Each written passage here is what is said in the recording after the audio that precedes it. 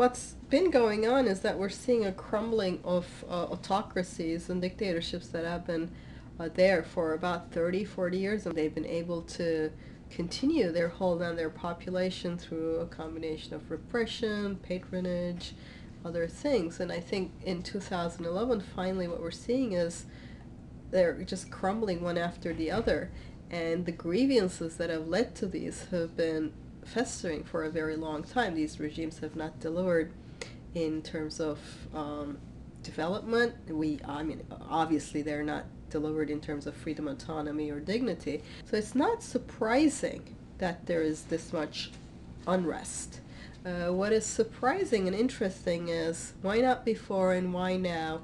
And for my field of study, what role did the changing media ecology play in these developments? Because the media ecology is very different compared to even 2-3 years ago. It lets people communicate with each other, have access to each other in a way that would have been very difficult before. What has happened with social media is that people were able to organize using these platforms exactly because these platforms weren't really political per se. They were just the place where people got together and do what everybody does on social media. They chat about stuff. You go check on Facebook, you go maybe on Twitter, you're sending text messages to your friends, so you're in this constantly connected mode. And if some political organizing starts to take root there, because it's already a big part of your social life, it becomes very hard for the regime to censor it selectively. Now, censoring it selectively would be more possible if dissent wasn't very widespread. But if there's already widespread dissent, and here's a tool that lets everybody get together, and they're already using it fairly thoroughly, and some people start organizing on it, what happens is that the dissent can spread faster and wider. You see a little bit of uprising here, you crush it, you see another little uprising, you crush it. But what if it's everywhere, all at once? And that's exactly what social media can do, is to allow dissent to go viral the same way the ripping up the job rejection for baby video can go viral. China at some point was censoring Egypt. The whole word, you couldn't just say Egypt on Chinese, the internet, which I think shows you that they really do think it's a threat. Right? They're not thinking, oh, this is nothing. They're really thinking, they're having nightmares about this. So I think that's a good indication of the power of the tool.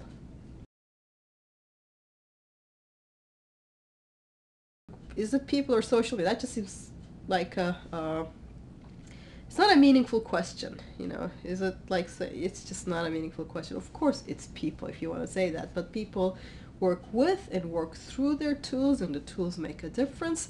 And the actual interesting question is, what kind of difference and how does it really work?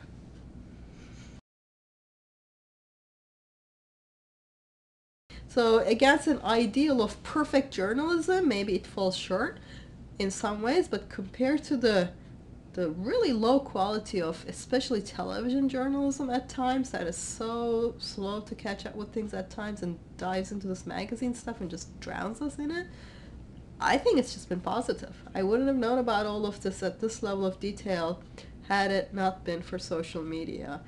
And I would have known more than I've ever wanted to know about either Charlie Sheen or Lindsay Lohan. So that's, I think, it's been very positive for influencing the coverage. Of course, we still would like and want, more journalists covering this with high standards and, multiple sort of triangulation of sources, all of that.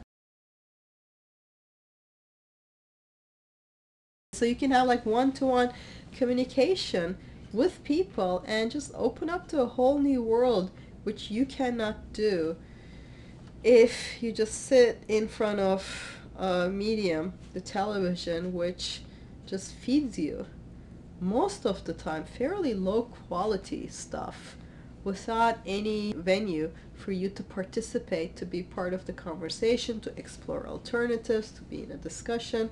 But I just would like to emphasize that at first it looks overwhelming, but like most good things, it becomes worthwhile if you put a little bit of effort to try to understand, so who are the sources, how do I do this, spend some time familiarizing with with sort of the whole ecology there, and then it becomes really enriching.